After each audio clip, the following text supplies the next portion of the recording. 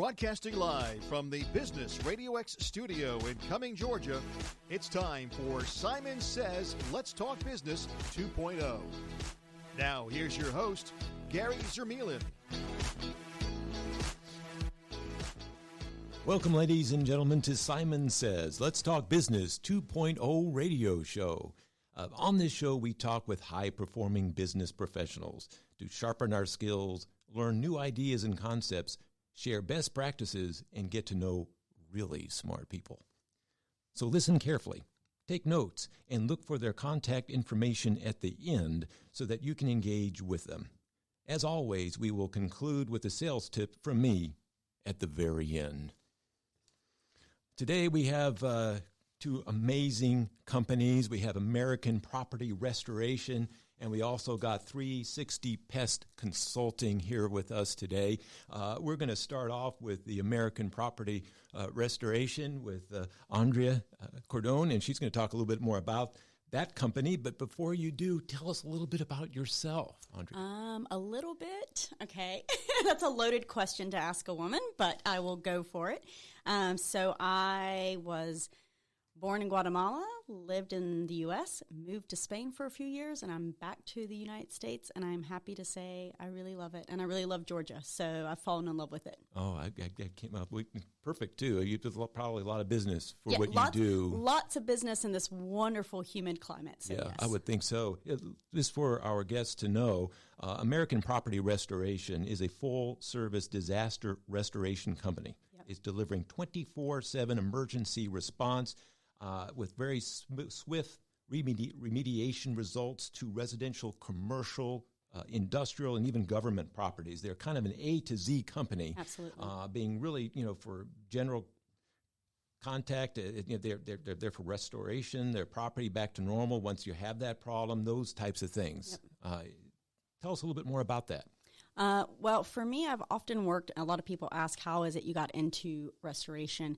I've done a lot of nonprofit work, and people don't always connect the two. So obviously, I'm not the person you want to talk to, because that means that you've got water damage in your home, or your house was on fire, or a tree fell on it, or there's mold in your house. However, at some point, you're going to have to get that taken care of. So for me, when I came across this opportunity, I was like, okay, it's not nonprofit, because there's not a lot in nonprofit at the moment. I was like, but it is still helping people. So in my mind, that made sense to me. So I got into it. I loved it. I fallen in love with it. I'm learning about mold every day. For example, black mold is not black. It's green. I'm learning all about water damage. And strangely enough, that is really exciting to me to learn about all these different processes that people go through. And more often than not, these commercial buildings and residential homes, you end up having a lot of people who have this problem. People assume that it doesn't happen often, or it happens, that it's on a rare occasion. But unfortunately, that is not always the case. So we come in and we get to help people. Yeah, that's one of those things that we don't hope that we have to call you, but we're glad that you're there when we do need to call you. So are people calling you when it's a flooding, or maybe there's fire, or is it mold, or is it all three of those things? So there's a couple of different calls we'll get. We'll get one where there's an emergency. There's been a huge storm, a tree falls on a house, there's water coming in, there's a fire. The firemen have come out, they've done their job, and thank you to all firemen out there who are listening. They've done their job, but now there's all the cleanup afterwards. Then we also get calls where people aren't sure. They're concerned, it looks like there's a leak on the wall. My nose has been scratchy a lot. I don't normally have allergies.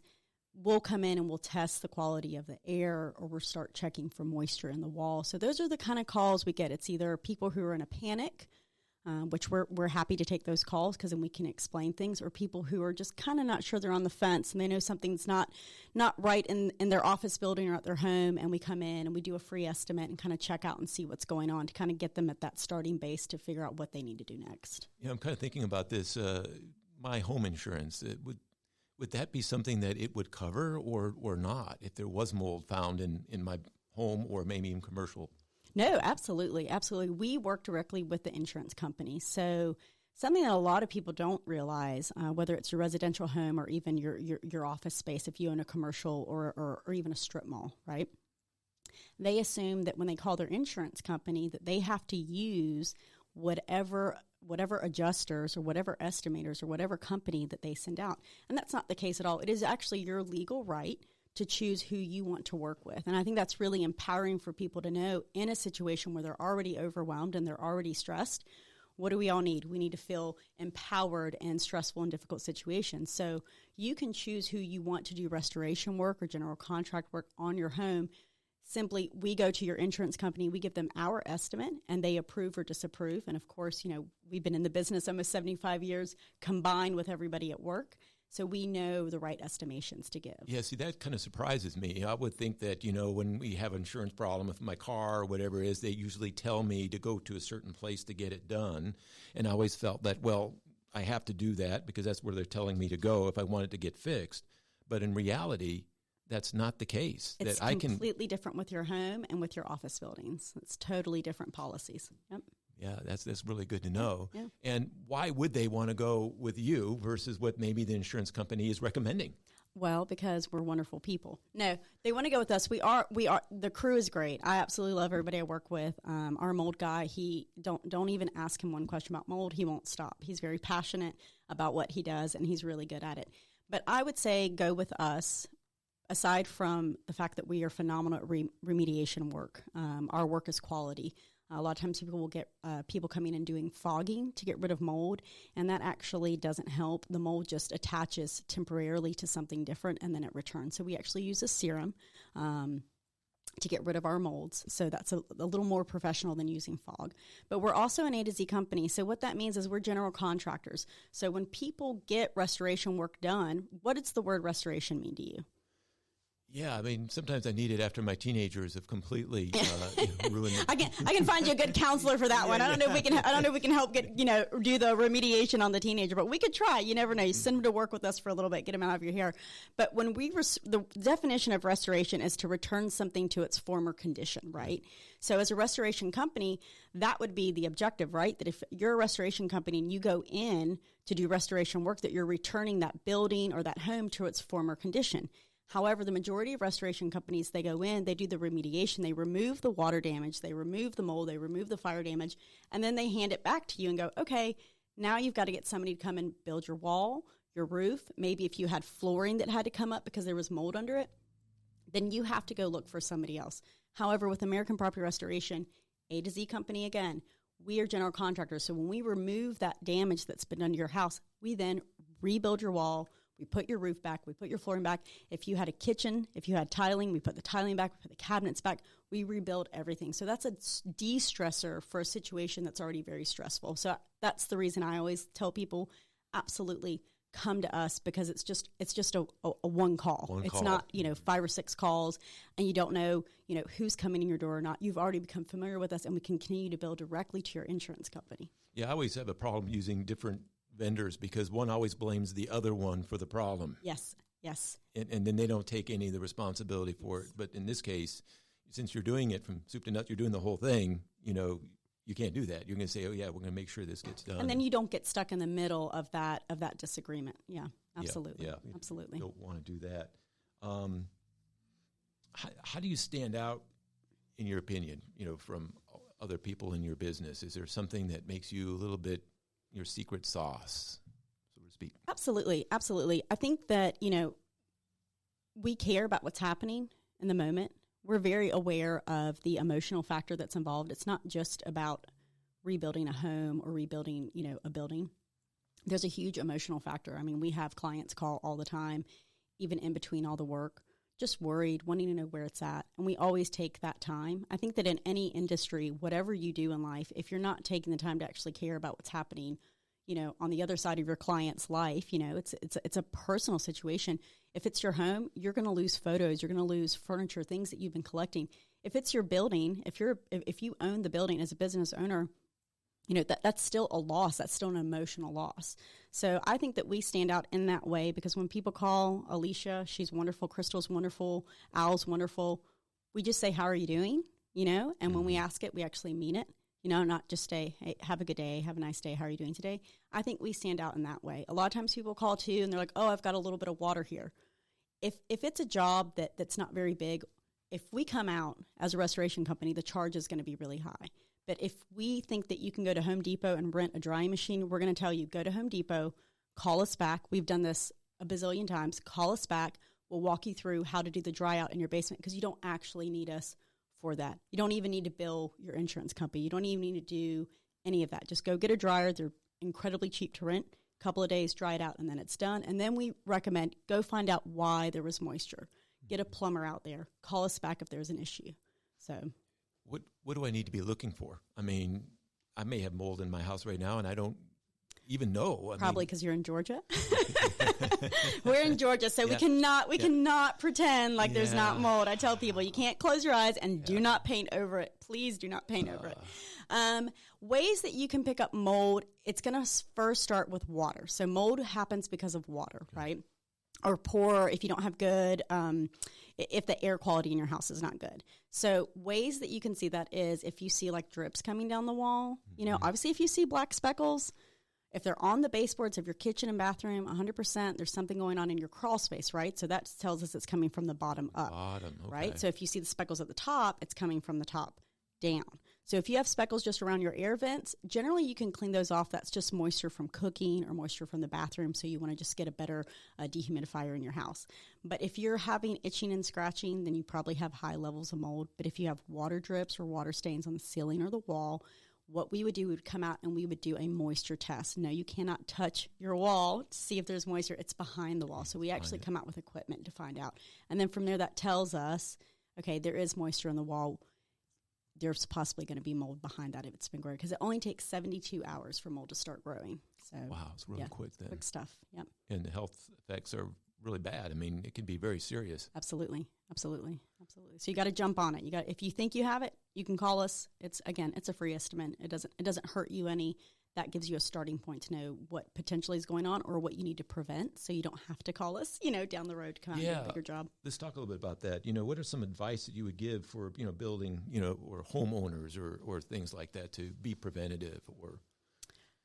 Preventative, just make sure that the air flows on. If it's a high humidity day, kick your air conditioning on, even if it's just the fan, get the AC going, because that cold air filtering through the house kind of helps control and maintain some of that moisture, on those hot days. When you cook, when you take a shower, turn that vent on.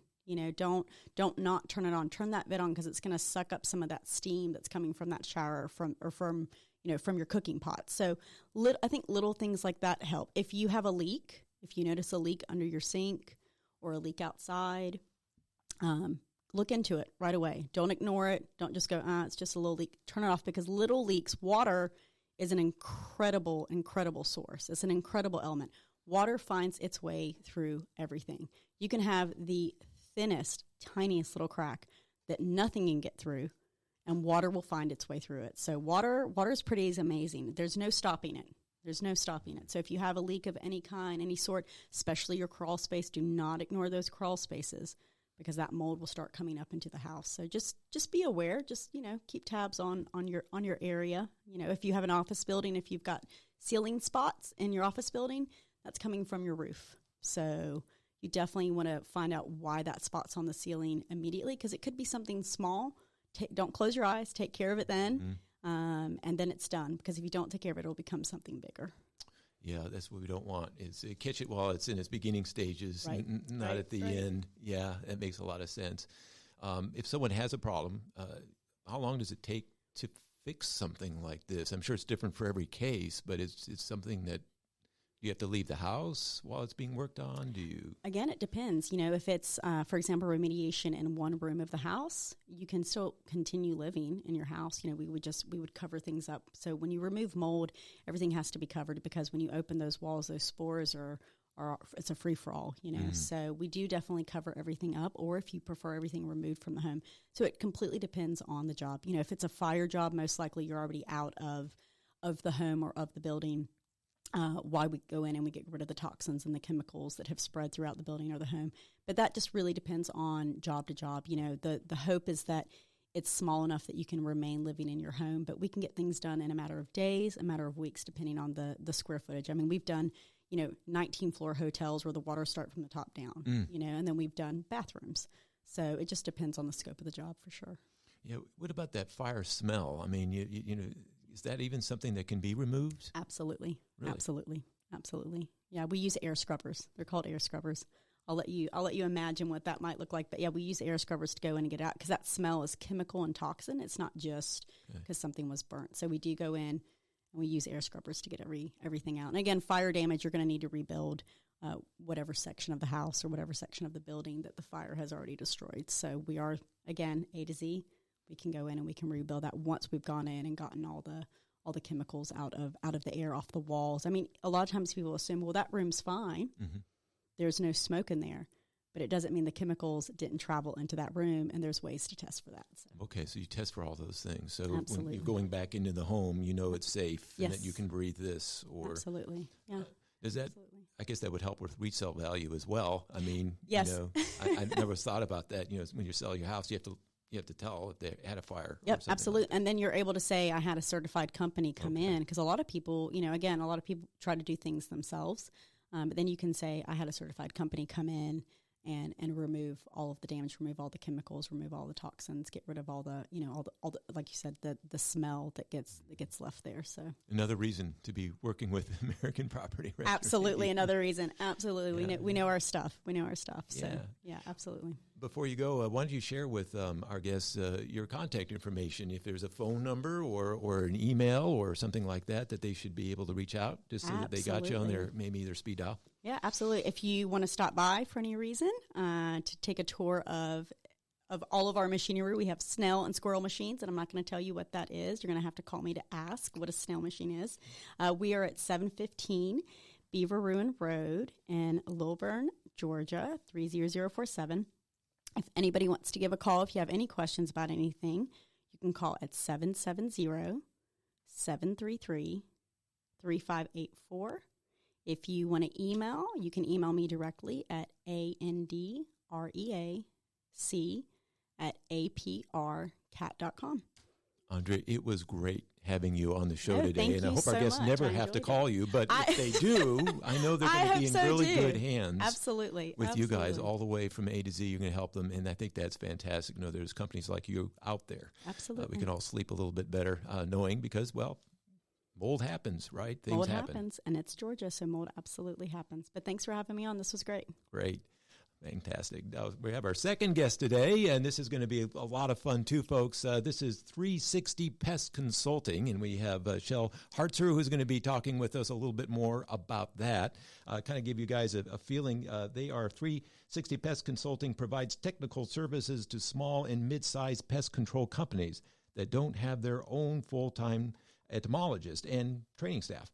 They provide expert technical knowledge and training so pest control companies can improve their service, gain happier customers, and retain employees longer so their company can continue to grow and expand. So you're very much involved in businesses growing and expanding and all that.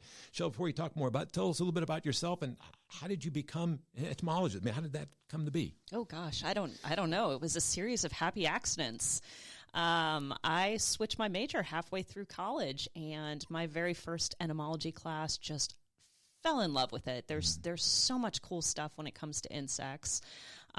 Did some graduate work and was actually in the agricultural sector doing graduate work, which I found out that I wasn't too thrilled with. And then actually through another series of happy accidents, went into research and was working with food processing companies. So I was doing research in a lot of flour mills and doing packaging research. You wouldn't believe how much science goes into the packaging that your food is in to, part of that reason is to prevent insects from penetrating into that. Except for bags of flour. We still sell bags of flour in paper bags. I don't get it. But, think of your granola bars and your cereals and how that's packaged. And a lot of that is so insects can't get into it. And from there, actually went from a full-time doing research for the USDA and a university, into the industry and worked for the largest pest control company in the U.S. and now working for my small and mid-sized companies. Well, congratulations to you on that. And tell me a little bit about that. So you're working with small businesses to mid-sized businesses, pest control companies and things of that nature. So what do you do for them? Yeah, so these smaller companies don't have the resources that the big folks have. They don't have that full-time entomologist on staff. They don't have somebody to troubleshoot the problems, train their staff. So they're just not big enough to need somebody full-time yet. So I come in with a series of packaging, depending on how big they are and what their needs are, and devise basically a package to meet the scale that they're at and give them those resources that help them do a better job, that help them solve those pest problems faster for their customers. If we make the customers happier, they refer more, the employees are happier, they get more business, and the companies continue to grow until they're ready for that full-time person. Yeah, I like that. It's a kind of a fractional thing. Absolutely. You're going in there and you're helping them get to that next place where they can bring in someone full-time. And these little critters can get, they can be a little bit challenging, right? And so if you're using something on them, it may not last forever, or maybe that team is trying and using chemicals that aren't working. You would help with that as well. Absolutely. And, pests are tricky little buggers. They like to evade us. And so we run into situations sometimes, or accounts sometimes, that just are a little bit different and that are causing problems. And to troubleshoot that, to put the practices in place and use the right products and the right means to mitigate those pest issues, if we can do that faster, again, happier customers, and we solve that problem faster, because these pests are impacting our health, they're impacting our structures, they're impacting our food. And so as pest control companies, they are protecting people's health. Think of things like mosquitoes and ticks that carry tons of diseases. They're protecting the food supply by preventing the rats and the flies from being in there. And protecting structures. Termites cause billions of dollars of damage every year. So, pest control operators are really superheroes, and I get to help them do their job a little bit better. And you could probably save some millions of dollars. I think I was reading in the paper not long ago where there was some kind of plant that had rats that were getting in there into the product, and they had to completely close down and deal with that problem, and the product couldn't go out, and I'm sure that cost them a pretty penny. Oh gosh, from start to finish, it's going to cost them multiple millions of dollars. They had to recall product, they had to shut down, they had to do obviously additional treatments, and yes, it's a whole long saga. So if you let pest problems get significantly bad, the cost of remediation and restoration on that,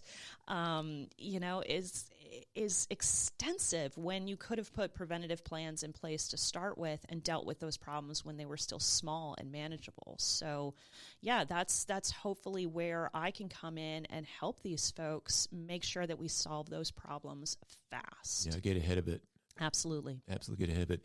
Let's say they have a staff. I'm guessing, these pest control companies, they have to do so many, CPEs or so many credits every year to keep up with what's going on. Is that something you help them out with as well?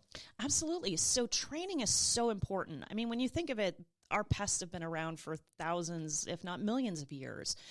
They haven't changed too much, but our means of dealing with them, the products that we have, are constantly changing. The science that we know is constantly changing.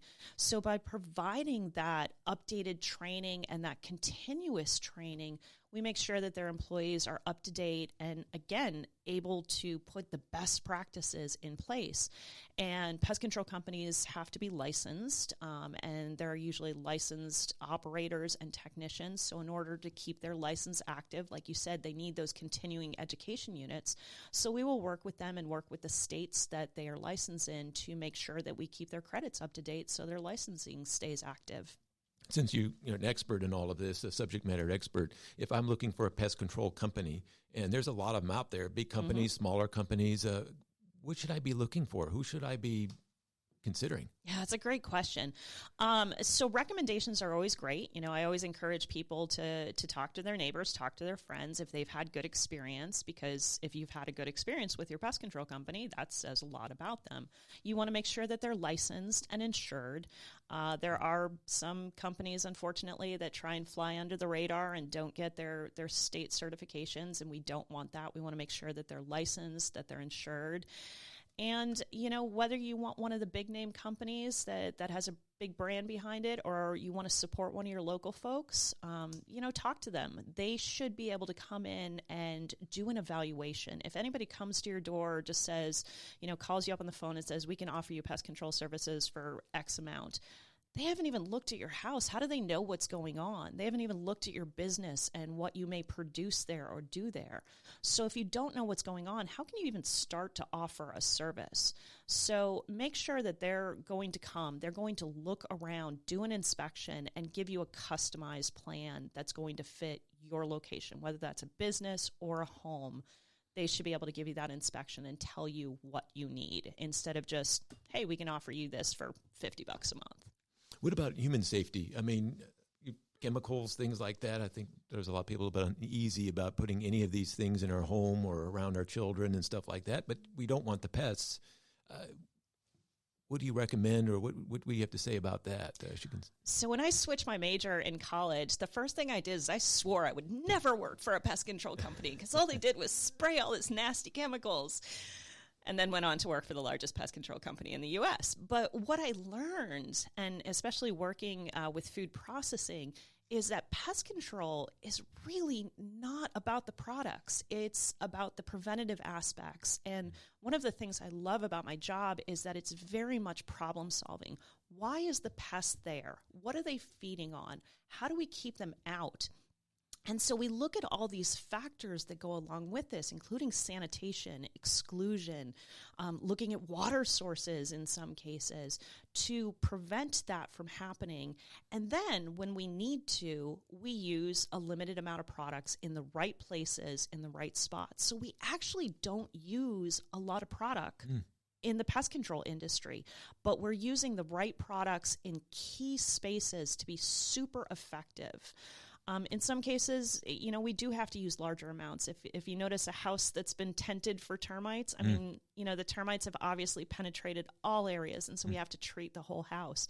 But in a lot of cases, we can treat it when it's nice and small, it's easy, and we can be really localized and not use a lot.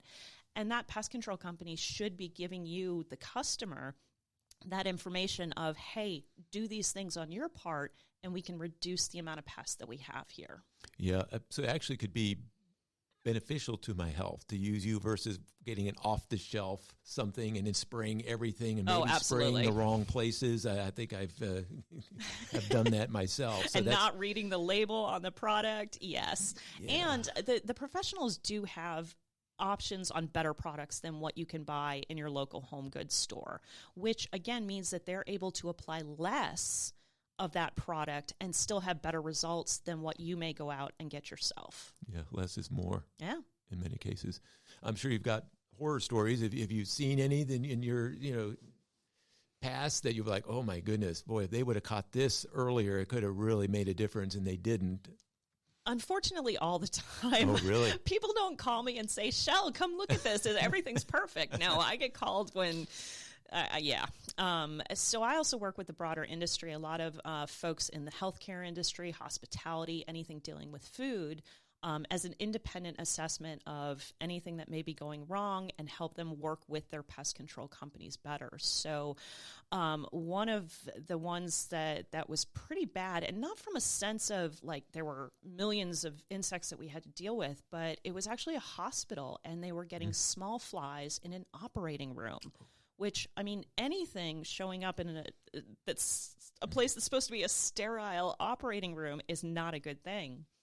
And so we had to troubleshoot this and go in, figure out where they were coming from. And this was, I'm going to make this sound easy like it just happened, but this took, a few weeks for us to determine what was going on. But we eventually found it, and they were coming up through a vent into this operating room. So once we were able to troubleshoot that, we found the source. We were able to get to the source.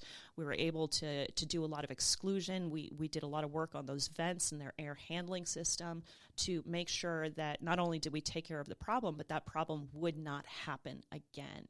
So, yeah, when you think of all the high-risk environments, nobody wants to go to a hotel with bed bugs. Nobody wants to open up a bag of cereal and find bugs crawling in it. There's a lot of high-risk areas out there, industries that again, we don't want these pests in there. So we want to make sure that we get those problems taken care of. And I can be that independent assessment to make sure that that happens. Fantastic. Chelle, I want to thank you again for being on the show today. And it looks like, if we ever have any of those little critters or pests, definitely to our health benefit to call you, a professional, to help. Or if there's a company out there that does pest control, to reach out to you so that you can help that team, educate that team, give them the credits that they need, and make sure they're doing what they should be correctly. Absolutely. Yeah, it sounds fantastic. But before you go, let us know one more time your contact information in case one of our guests wants to reach out to you today. Sure. You can find me at my website, which is ChelleHartzer.com. It's ChelleHartzer. I'm on LinkedIn. Again, it's Chelle Hartzer, and all of my contact information, including my phone number and email, is available on my website. So reach out to me and talk. Thank you so much for being on our show today. So, both of you, one way or the other, you're there to help our health, our homes, and have better quality of life. And I think that's what we all want. So it's just great having both of you on. That was fantastic. All right. And now we're going to start the last portion of the show today. And this is called Sales 123 with Gary Z.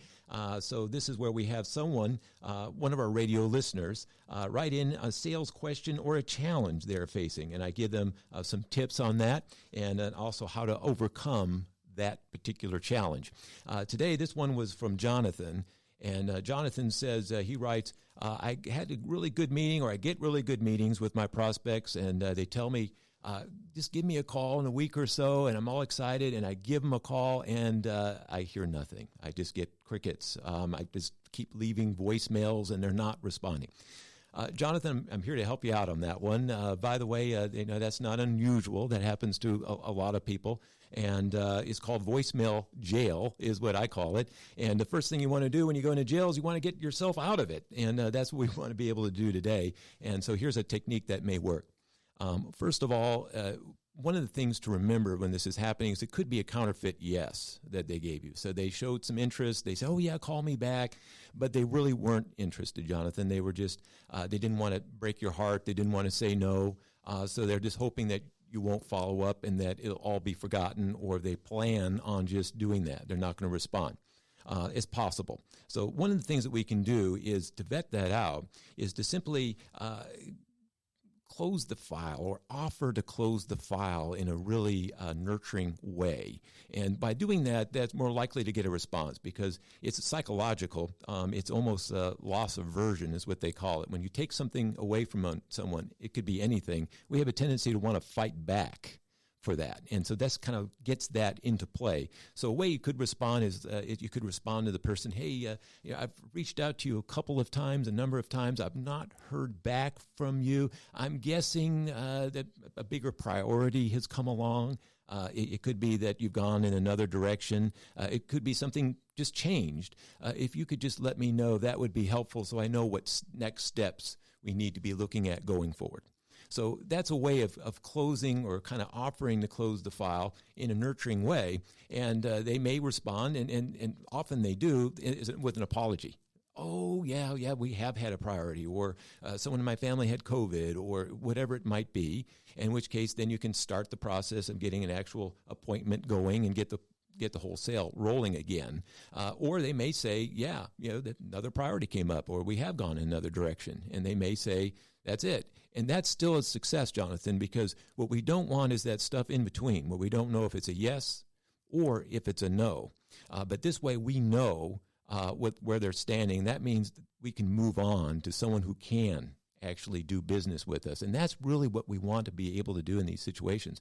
And this works for about 35% of the time. And I've done workshops in the past where on lunch break, everyone would go off and call some of these people who were, putting them in voicemail jail. And they would come back before the end of the break and say, yeah, they responded. And they do want to do business. Or, yeah, they told me it's not something they want to do. But either way, it was a success. So next time you find yourself in voicemail jail, Jonathan, try this to get out. Thank you for tuning in to Simon Says, Let's Talk Business 2.0. I am your host, Gary Zermuehlen, and feel free to connect with me on LinkedIn. And until next time, good selling.